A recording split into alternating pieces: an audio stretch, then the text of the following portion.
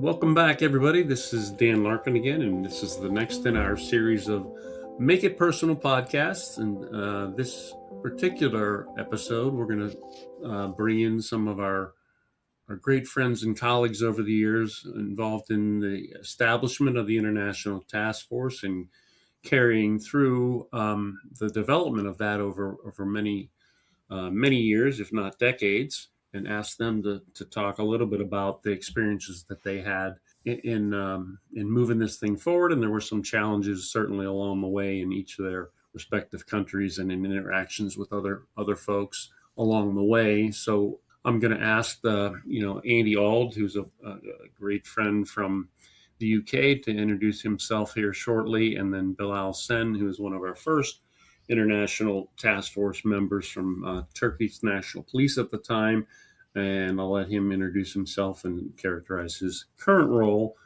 in that. And along the way, we're going to talk a little bit about, why this task force started in Pittsburgh, Pennsylvania, and why Pittsburgh as opposed to other parts of the world that might be a good place for this to start. And I'd like to say I'm biased, of course, growing up here and having the benefit of bringing a number of key pieces of the FBI headquarters back to Pittsburgh to help make this happen. But there's a lot of good things in the Western Pennsylvania, Pittsburgh world that I think feed into that. And one of the key ingredients in, I think, making the task force come together and become more successful over the years was, as the title of this podcast is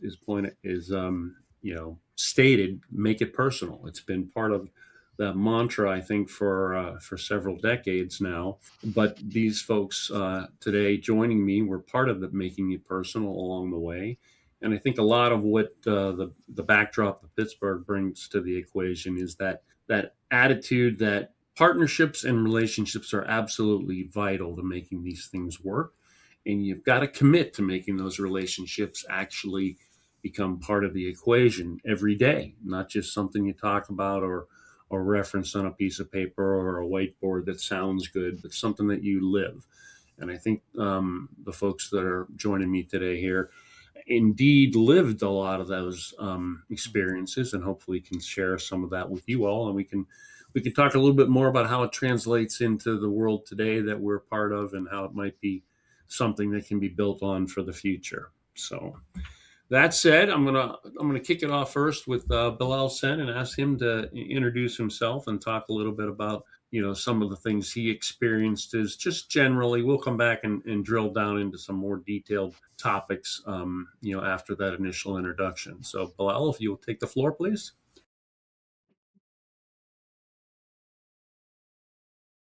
Thank you, Dan. I served several years in the Turkish police and I found myself as one of the founders of the first cybercrime center. We started as a very small group of investigators and grew it countrywide to over 1,000 cyber investigators. After law enforcement, I worked for UNODC's global program on cybercrime and aimed supporting the member states by capacity building activities.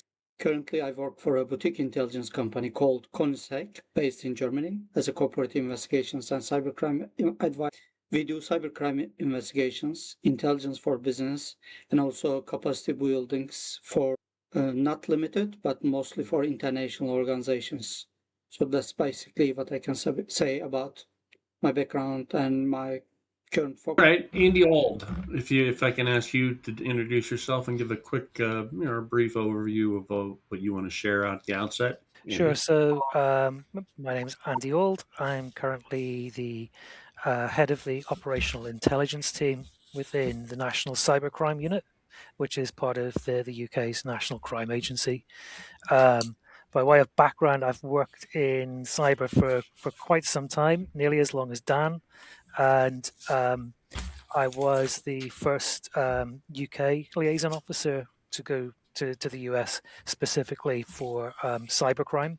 We've had the agency in general has a lot of liaison officers internationally dealing with different crime types, but that was the first time we actually purposely set up a liaison officer for alone, and it was based alongside Dan's unit, the SURFU in Pittsburgh, where I spent 4 years working alongside Dan and ITF colleagues. So, kind of reflecting back on the the early days, I guess, of the International Task Force, we started out with, like any project, with small numbers, and then grew into some pretty sizable ones.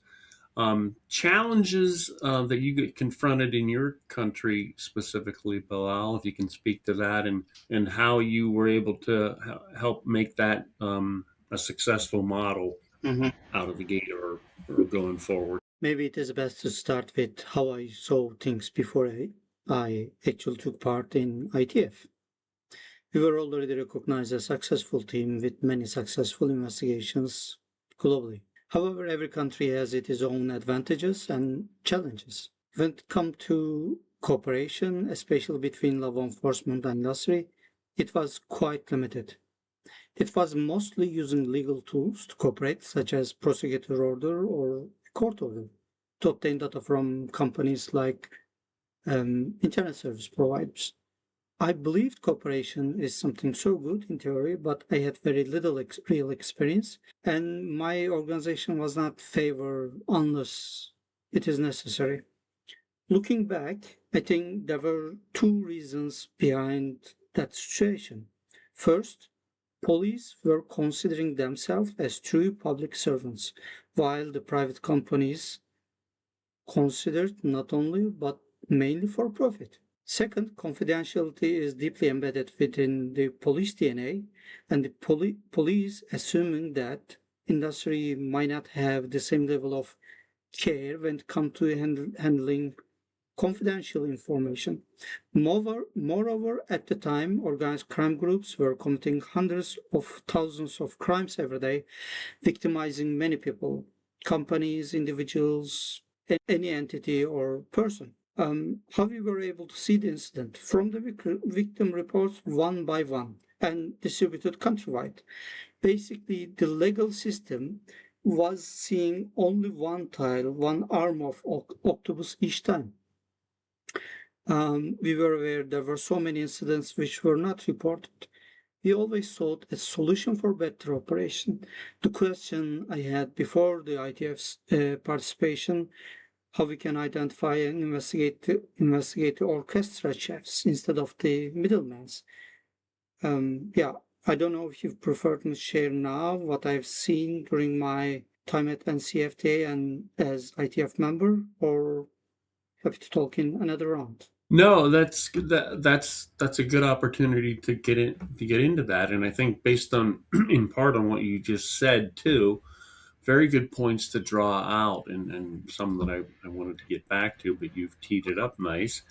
So I would say, one of the key things that I believe we've learned over time is that the puzzle pieces, or the tiles, or however you characterize them, that we learn are very much indicative or early warning signs of a bigger, either criminal or terrorism, finance related problem.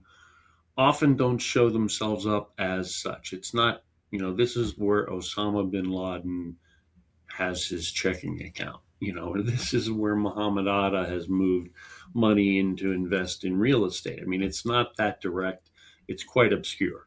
So, focusing on that bigger picture, or that arm, as you said, that might inevitably lead us back to a more meaningful, collection of puzzle pieces that now says, hey, this is actually organized crime. It's a bigger problem than we thought. It's not a phishing anomaly out of the gate, or some theft of credentials in one environment or another, but it's actually tied to a bigger group that's doing more significant, either criminal or other activity that we'd be interested in. I think those realizations along the way are I think very important for us to reflect on, and learn from. So I think you've teed that up good as an area to further dive into. So please. Sure.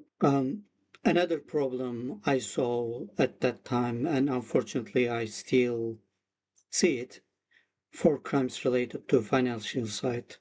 Let's say electronic payment instrument fraud. When a loss happens on the victim side, victim reports these incidents to the bank. And in most cases, the banks reimburse the funds to the victim. But now we have a bank that's the victim. The bank recovers parts or sometimes full losses through the fraud insurance. And the fraud insurance companies have already accumulated and calculate all these events advance, so they are already priced these to their insured client. So in the end, if it is not something extraordinary, insurance companies are not also real financial victim either. The perpetrator is happy, the first-hand victim, the bank, the insurance, everyone is happy, and the loss absorbed. And no one reports these. It's a kind of reported under radar crimes. But I kept saying, where does this money go? It goes underground. When criminals have much more resources, they came back with much more capacity, manpower, and so on. So we might have much bigger problems. With all these questions in mind, I was lucky to find myself in Pittsburgh at Surfview. At NCFTA, I have seen so many people from different sectors, not only FBI who hosted and welcomed me, but also other governmental organizations and industry partners. They share the same aims, they feel almost the same pains. It was fascinating to see the all parties together responding to crime with their skill set and both technically and with their legal capacity. In Pittsburgh office, I took part several meetings and saw how motivated everyone was. That was my first key learning. Industry is not an organization waiting your spinners to respond. They can help in many ways because they are under attack too, just like us. If we share the same goals with different and we have different skills, why not we work together? So I thought, am I wrong with Turkish? Is there something wrong with the industry in Turkey? When I back to Turkey, I learned later the police perception was wrong, and there was nothing wrong within the industry. In regard to NCFTA, I talked with the FBI investigators. I realized not all, but in some cases, we were targeting the same groups, same suspects from different countries, different continents of the world. This was another kind of shocking thing. And I think you will agree, investigation is not only technical knowledge and authority, it's also culture. For example, when we were newbies, we generally grasped something and or echoed what we have seen from our mentors until we make it our own style. So in this respect, I witnessed several discussions of incident and at NCFTA and see how the colleagues there reacted to it. That was so helpful to me as well. I took so many notes. I still keep some of them, especially in the first 5 years. I tried to implement most of the things I witnessed there, and I believe it helped to my organization a lot. Um, Another thing about NCFTA, the academics who came to support this initiative, this was kind of extraordinary at that time. I remember asking one colleague from FBI industry, but what about the academics? And he laughed and said, why don't you go and ask what they do and why they're here? So I did. One of them explained, I think he was researching some online clans among young people who were doing harmful things, also harming themselves. That time, he said, there must be a reason for this group people, the youngs gathering, and self-harms motivated by online groups. So there are social and psychological parts. And he said, at NCFTA, there is already an info flow. So why don't we benefit from it? And I found this was excellent approach. Yeah. And one more another thing. I was delegate of my country on many occasions. I sat in big chairs around giant tables. All of us are and were proud of flags we carry, but after making it personal and spending that amount of time, instead of flags, I was seeing people, and this made the cooperation possible and easier.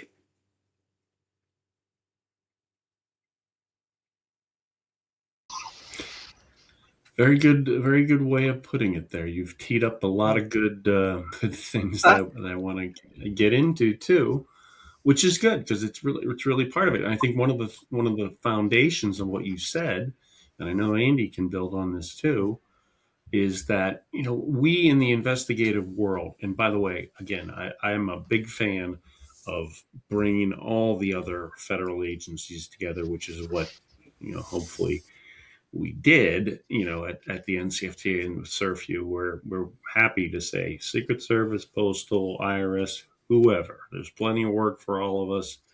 Let's just join forces and make it better. But in all of our agencies, internationally and domestic, we talk about we need more intelligence, right? We need more data.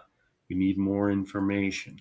To me, it's always been, as you touched on, Bilal, it's not just the intelligence.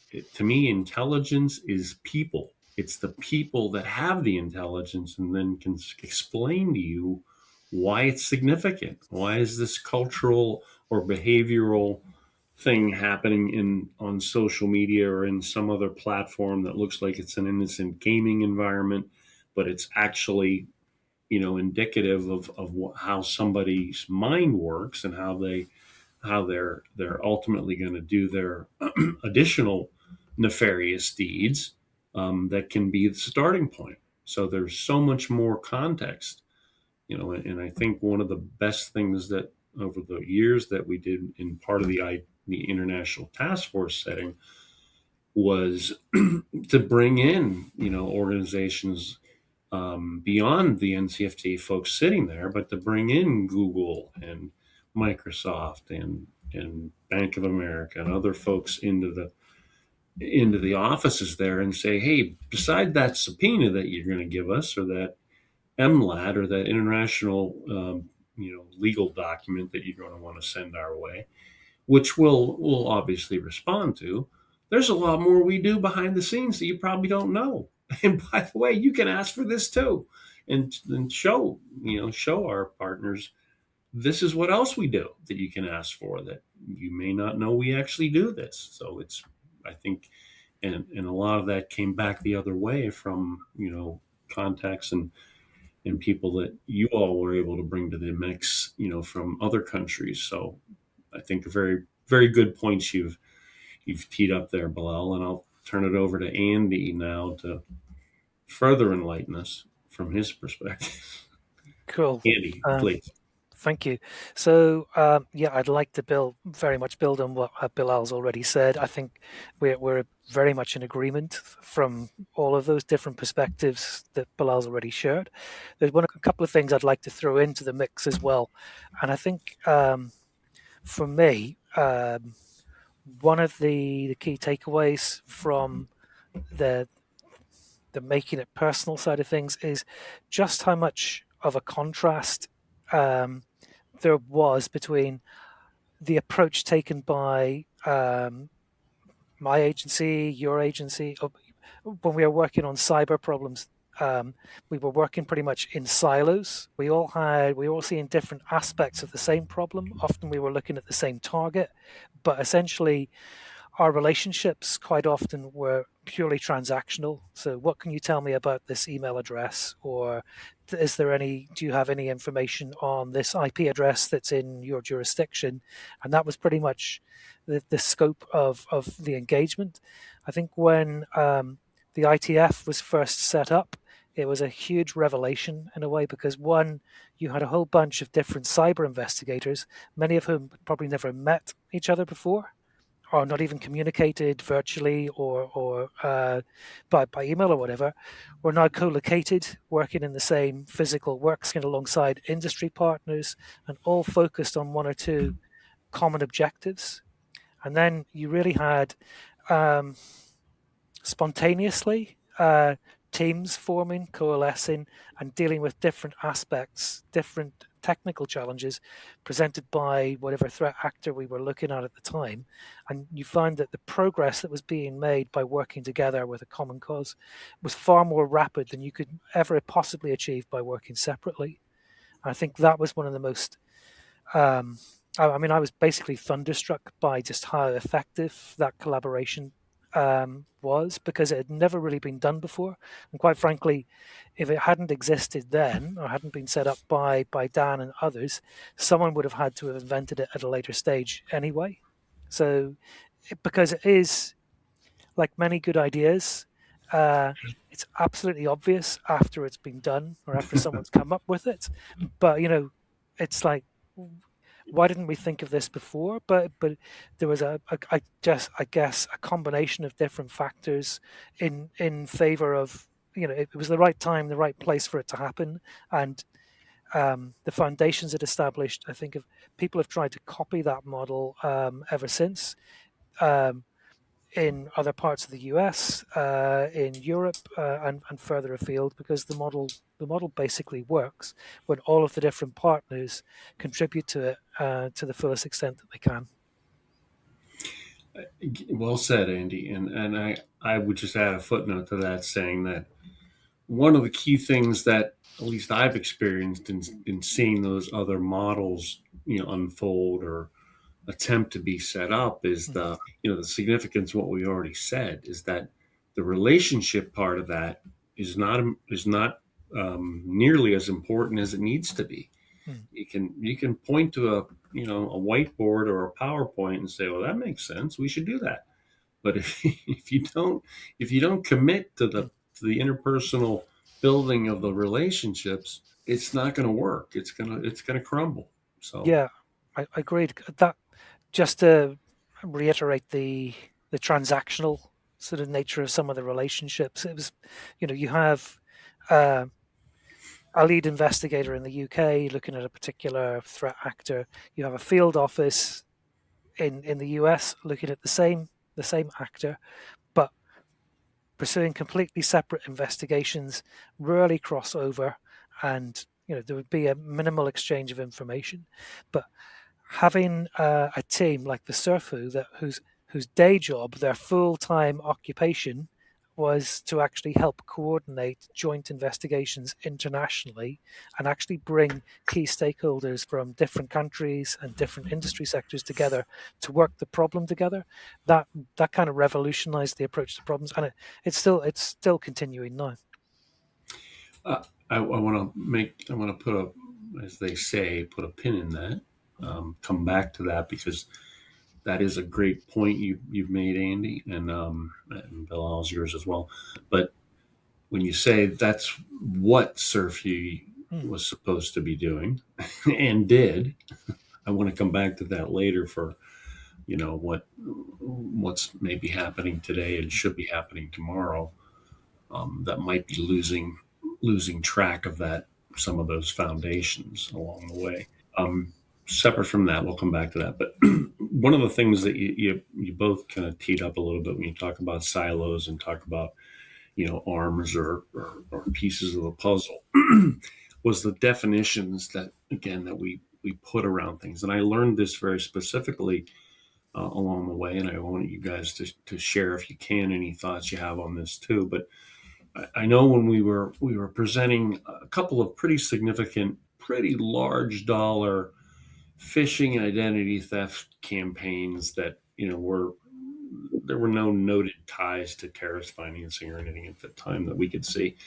It was just a big dollar impact on at least U.S. citizens and companies that were losing a lot of money. But in trying to get that case worked, in the couple of the countries that we were going to, I recall, and this is post 9/11. We were all still living post 9/11, of course, but when talking to them about, as I was describing that case in those phishing contexts, credit card fraud, identity theft, I got pretty much a direct, negative shake of the head, saying, followed by the words, "We don't do that stuff. You kidding me? We just focus on terrorism."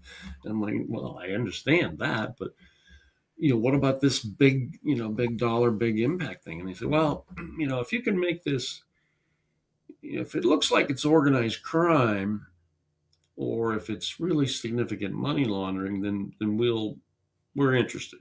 And I said, well, it is. It's all of that. So you're telling me just package it in a way that's more in line with what my organization is going to say. That's important. Can you guys speak to that? Because I think it goes to the packaging and how many investigators probably don't realize how significant it is to package things in a certain way when you're talking to different parts of the world. So, Andy, if you can build on that at all. Sure. So, how can I put this? So, in the early days of cybercrime investigations, so what the mid noughties, so like 2004, 2005 onwards, cybercrime at the time wasn't really seen as a major threat. So when you're dealing with terrorist finance, terrorism itself, or large scale drugs cartels and so on, all involved in violent enforcement and all the rest of it, looking at what was perceived to be essentially a white collar crime, uh, to some extent being carried out by lone hackers. It did not conform to the things that actually would galvanize um, law enforcement agencies into action. It was seen as, like you say, the banks will compensate the victims, etc., etc. So it wasn't taken quite as seriously as it is now.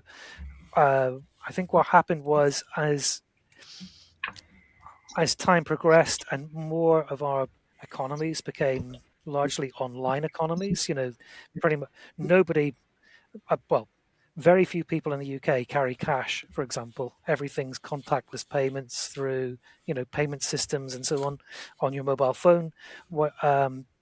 It's so much of what we do now economically depends on the internet running properly, and the server, and virtually everyone shops online in one way or another, transacts online. Threats to the internet and threats to industry and now are a much more significant issue, to the extent that ransomware attacks, particularly where they're targeting critical national infrastructure, are now seen as a national security issue. So to some extent, cybercrime has come a long way from there. The level of risk and threat it presents is so much greater. But to take it back to the early days, yes, often it was very hard to get traction within our respective agencies to deal with, say, a large-scale phishing effort, because they could not make the mental gears at the time, just would not mesh and would not identify what type of threat that presented. And it took a lot of persuasion to get certain casework adopted in the very early days, although it obviously progressed incrementally. Say by the time we got to the 2010s, it started to be taken in a much more serious matter. Good. Anything you? Yeah, I think it makes sense that any parties who want to achieve common goals, such as preventing crime and when crimes are committing, holding the perpetrators accountable so they can't cause further harm, and discouraging the others who have similar intentions. I think this is the NCFTA model is something beneficial to every party. Let me make it personal again and allow me to share something what happened in Turkey. I returned to Ankara, drafted a report, and visited my second level supervisor to explain what I had experienced. He said, "Sounds very good. Please prepare an action plan." I was happy, and thought he grasped it. Then I came to him with an action plan. After reading the brief, he looked at me and said, "We are not working at the Agriculture Ministry. Our topics are so sensitive that there is a risk of breach because of the others, meaning civilian public organizations or industry, may not have the same level of secrecy practices and maybe won't keep the things confidential." That is when I understood our matter is not limited to industry, maybe even within the government. I found a little easier to first pursue within the other government organizations and approach them one by one. This resolved so many things fantastically and positively. For example, we visited the regulators first. They loved that, what we were sharing, basically the facts from the field. Banking regulator, for example, receiving fees from banks and the financial sector, but not criminal world. And we have that. After 3, 4 meetings, maybe, they decided to regulate the sector. That actually killed some of the modus operandis in a day. For example, I don't remember when, but it was maybe 2 to 3 years after my visit to ITF. OTP become a mandatory for all online banking activities, and camera installation become also mandatory for the ATM machines. This type of cooperation worked and prevents so many crimes. Additionally, all organizations receive numerous attacks per day. We know no person or organization are bulletproof. Everyone has a weakness. Maybe it is best to describe in this way. Only by defending it is not possible to protect yourself. We have a nicely crafted tool, criminal justice system, and specifically taught not only but law enforcement. Why don't we use this tool, meaning law enforcement, much more efficiently? On the industry side, industry has big amount of losses. I think we shouldn't treat this only commercial loss of companies, because that funds goes to underground and we don't know what kind of risk it will bring tomorrow. So industry needs us, we need them, the aims are similar. So how we can put all this together nicely? I think the NCFTA model is one of the best answers to that. Moreover, what is the alternative? You can't defend fully and fill all the gaps.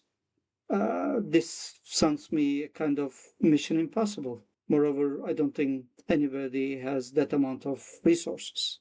Great points. Great points. And again, one of the I think the to the extent we have to go, we all do periodically have to go back to the budget people and say, here's why this makes sense to do this, analysis. And to me, it's easily, especially looking back. I mean, the exponential resources that come to bear through not only the individual people that are there and become part of the, as I like to say, the extended family, once they spend the time there and then go back, but the other resources that they have, in their in their Rolodex or their contact list that we didn't have, that they know these organizations that may have major presence in their country or can do things that they have a relationship with that we can build on. So the cost benefit in that is such a, as opposed to saying, well, I need to hire 100 more people. Well, you don't need to hire 100. There's 2,000 more people that are at the ready if you just figure out how to bring them into the mix. And that's the same, I know I'm preaching to the choir, but that's the same sort of conversation when we say, why do you embrace industry? Because they're smart. And by the way, they're free, and they want to do this because it's a problem for them too. Let them do that. I mean, in a responsible way. But anyway, um, Yeah, I recognizing that we're pushing time a little bit, and I know you guys have a lot of other things to do. How NCFT and SURF operate today? I want to ask a couple of pointed questions on that and what they might do better. But in the context of the International Task Force, we it evolved over the years. From yourself, Bilal, and a couple others to maybe I think 15 or 20 in a pretty good period of time, and then upwards of 25 to 30 plus. Countries sending folks. Initially, we had it for 2.5 to 3 months. I know that was a major, impact on individuals that were coming there for that length of time or anywhere close to that on their families and their two-part question I have for both of you is like, one, how important and or how much time do you think is at a minimum, an individual from representing a country should prepare to spend if they were going to be part of this international task force, um, however we characterize it, going forward. And I'd like to think that, one of the good things that the FBI did over the years was the National Academy that they put together and still today do with, executives in law enforcement that they bring together and bring them down to Quantico for 3 months, pretty extended period, but they do pretty much what we were doing at the NCFTA and Surfview, and embedding folks there to make them part of the family, or ask them to be part of the family, and then build on that pride that they got out of doing that, and make that relationship something that lasts. So how what do you think is a minimum time that makes sense for somebody to commit to? And then the second part of that, if we had a wand we could wave to make it better, I would say, that impact on families is significant. And why not ask, seek out additional funding and say, look, if we think that 60 days is a minimum or something like that, or whatever it is, that for half of that time, we're going to provide funding. I say that loosely, funding to allow those individuals to bring their spouses or some, representation of their family along to lessen the impact, and hopefully make that a beneficial engagement even more for them and for the family, and hopefully all the good things. So I know that's a convoluted two-part question, but if I can throw that to you, Bilal, what do you think about what's a minimum amount of time, and does it make sense to kind of go after that bigger pot of money, from whatever source, and say, let's lessen the blow on families and make them part of the. Yeah, I will start with the family part. Without family support, we can't really be successful. That's true for everyone and all the time. Per my understanding, ITF is not only technical matter. It is not investigation technique course. It's a culture. So adding family members into this experience could be highly likely a positive approach. And regarding term, to me, 60 days is the minimum, but for sure 90 is better. ITF members shouldn't consider this short foreign country visit course or similar. Instead, we'll bridge with the people out there, and this requires time, basically. Otherwise, you're always guest, always a kind of third party. And maybe I was so silly, but at some point during my time there, I felt like I have a work, I have a job in Pittsburgh, so I'm going to office every day. I also felt that I'm not a foreigner coming from another jurisdiction that far, even I was. I think the most realistic term would be 90 days. Of course, there are budget matters, but less than 60 days would be such pity. The overall benefit to all organizations would be lost. Mix. Good. Thank you. Thank you. And Andy, your thoughts, Mr. Ald? Cool. Well, I was lucky enough to spend 4 years on attachment, so it's a rather different So story. a minimum of 3 years. Yeah. So I'm gonna say something controversial here, because I do consider myself to be an honorary Yinzer anyway, having spent that amount of time in Pittsburgh. Yeah, 90 days. But when we were doing this back when I was there, it was a 90-day thing. We did it slightly differently in that we would have 3 officers do, a month each. So, but there would be a handover between, the first officer would arrive, the second officer would overlap by a week, where there'd be and any tasks that were initiated and needed completion would be handed over to the next one, kind of like a relay race on given jobs. And that had the advantage of, one, participating fully in the ITF project itself, but two, giving more officers exposure to how things are done and learning from other colleagues from other agencies and from industry partners. So we managed to reach more people that way, while still being focused on the mission of the ITF itself. But if it was a single person going, then yeah, you'd probably want to have a little bit longer than a month, because it takes a while to get bedded in. So, okay. So building on that, what would Emma say about the government, U.S. government, funding her coming over for not a year, but a couple So months. I think we all know I can't speak on behalf of Emma, but I think she would jump at the chance to be perfectly honest, and I think it would be more complicated for us simply because um, we would probably our agency, NCA, has a what 156 liaison officers worldwide, so we would probably fund our own attachments. Yeah. Temporary ones are slightly more complicated. So speaking as Andy and not as an NCA officer, I would say, yeah, anyone would jump at the chance to have that experience. Well, I mean, I think at least pushing the buttons to see what can be generated toward that goal. I think there are multiple sources of funds that could work into that mix, and I think there's a lot of good reasons to say, why not? Why not do something like that? Kind of closing it out, and it's really not just closing it out as much as maybe teeing up another discussion. But you may already know that this year the ITF has.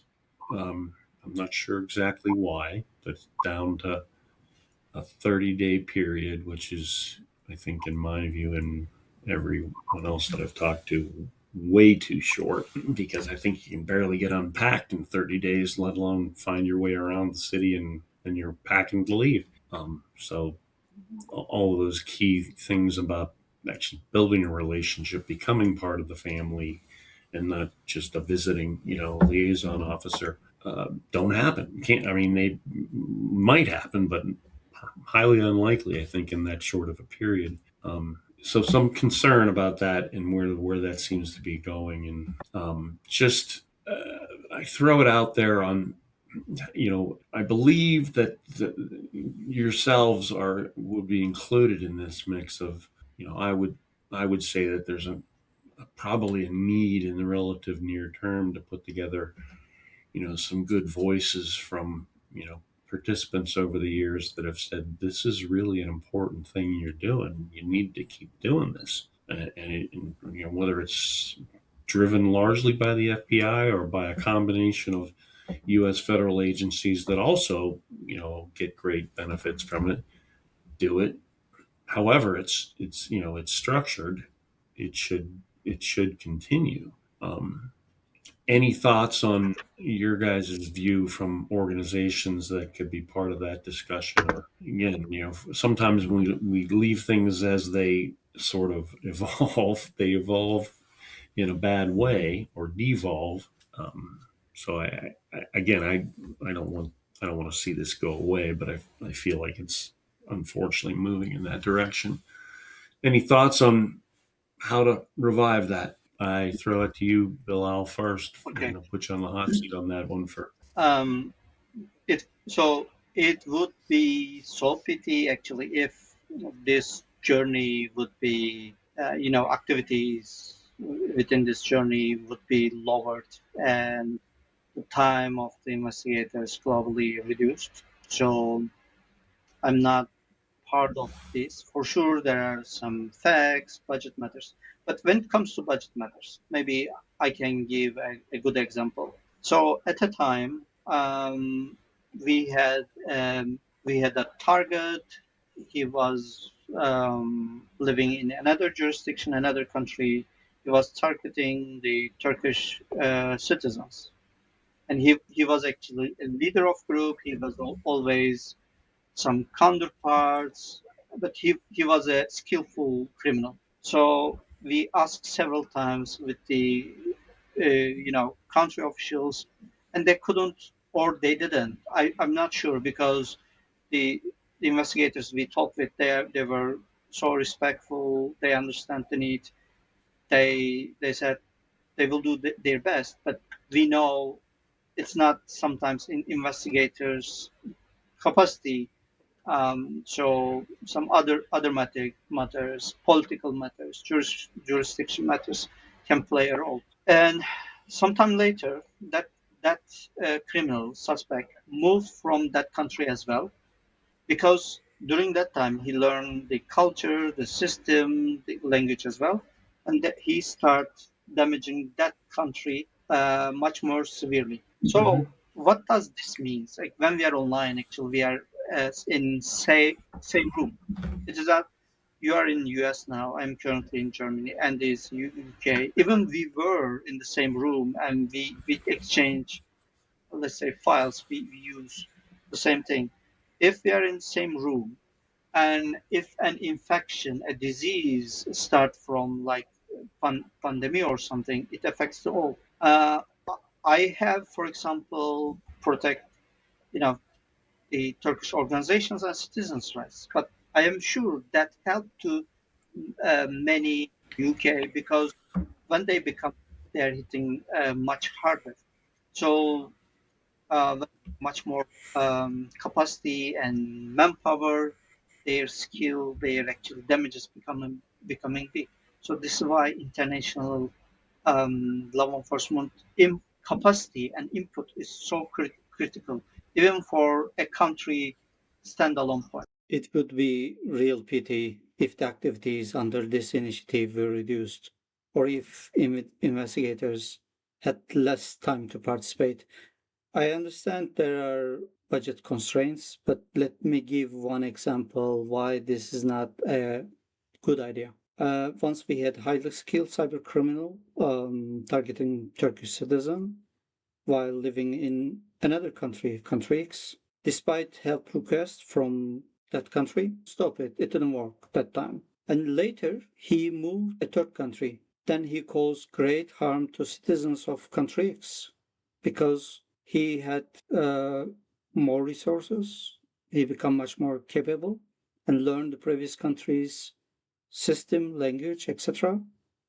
I also heard from US colleagues, the same criminal become an issue to US citizens as well. This example alone shows that when we are online, we are all neighbors. This is why investing in prevention and international cooperation benefits to everyone. Compared with the potential losses caused by even one single well-sourced cybercriminal, the investment into ITF is very small. Many of the lessons we learn through the experience were successfully implemented in my country's strength in prevention and investigation cybercrime. And as a result, that time, big portion of the cyber criminals never had opportunity to become well sourced or grow into a significant threat.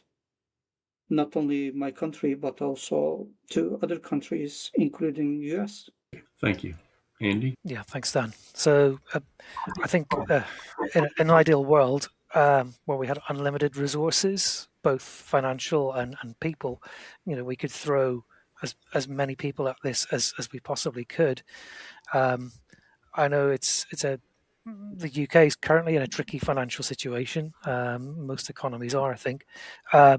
If it is a case of having to have shorter term attachments to get through this particular period, that may be necessary just to keep the thing running properly, because I'd hate to see it go, because the ITF achieves so much. Well, I think structurally too, because the NCFTA is a 501c3 nonprofit, and there's so much industry partnerships part of the mix, and also that I know the major industry partners would say we benefit greatly from having these substantial connections internationally to get things done, because we want to solve the problem too, or recover the funds, or do whatever translates into impact. So I think there's a lot of opportunities outside of the law enforcement buckets, but I think those could be part of the mix too. In wrapping this up, let me again, I didn't tee this up ahead of time, so apologize for that a little bit. But if you had to say, but for my involvement with the ITF, this relationship that I now have, or I've had with Romania, Serbia, some maybe couple of countries that you deal with now or have dealt with in a much more efficient manner because of the relationships teed up or help to come about through the ITF.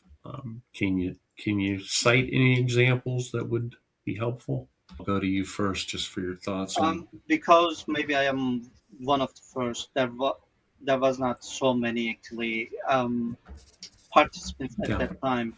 However, how it worked for me, I asked the FBI colleagues over there. I have a matter in this country. Whether you know anyone, um, anyone who can be helpful, and I received that help, which ease in so many things. It is faster, and maybe sometimes one of the most help. I was able to access to one of the most helpful person investigator. So multiple opportunities came about from, whether it was, coming from a SURF-U connection or an NCFTA connection. You made good connections in multiple countries. Andy, anything? Likewise. Dodging that bullet, huh? Each year, every year, there were contacts made that really helped progress ITF related inquiries and also other operations that were happening in parallel. So, yeah, whether it's working alongside other federal agencies, or many of the Balkan states had supplied officers as well, and there's been operationally really advantageous engagements with them, and also really good friendships formed as well. Great. Well, thank you for sharing all of that. That's pretty much the kind of the scope of what I wanted to touch on. I think you guys have helped tee up some really good points that I think are worth reflecting on, and I will put together somewhat succinct summary of what we went over today and drew out in the discussion, and there'll obviously be a transcript available.